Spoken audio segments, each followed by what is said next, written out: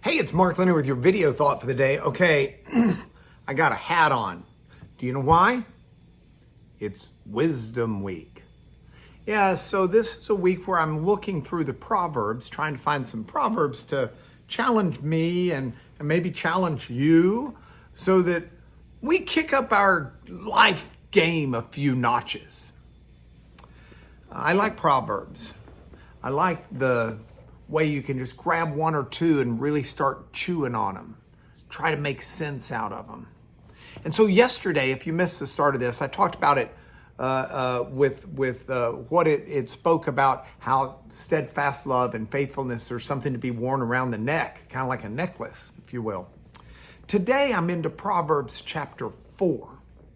And Proverbs chapter 4 starts out with a father teaching his son how important it is to embrace wisdom.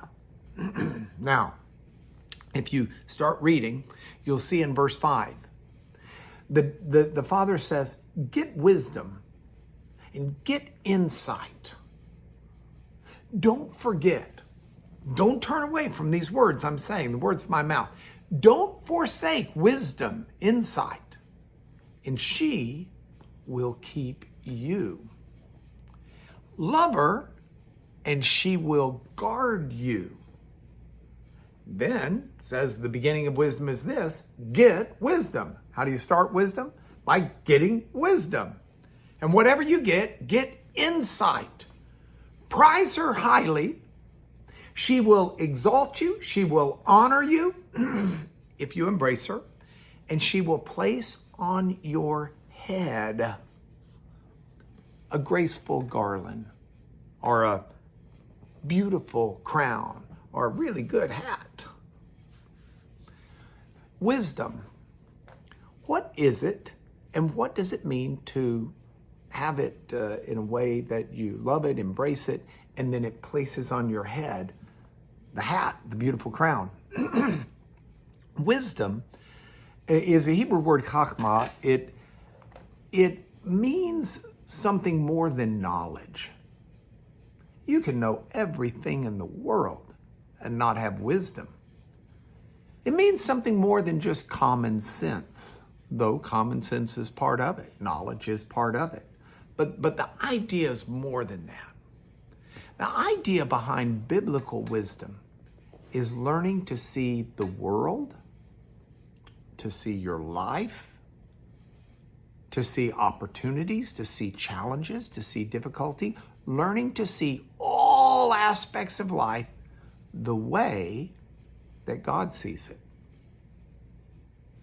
In other words, I don't need to be looking at the problems that I face today from my perspective. That's foolish. I need to see them the way God sees them. That's wise. I don't need the insight of my own brain to tell me how to handle an issue or a problem. I need God's instruction, God's insight. See, if we have God's wisdom, then all of life takes on a whole new perspective. This is what it means when it says, if you will embrace wisdom, if you'll embrace God's vision for you and your life in this world, then God will embrace you. Wisdom will embrace you and place on your head a great looking hat or crown. Because all that you do will be something that leads to beauty and good everything. I mean, to place it on the crown of your head, a crown means you walk in victory. If you see the things, the world, the way God does, it will transform who you are and how you live.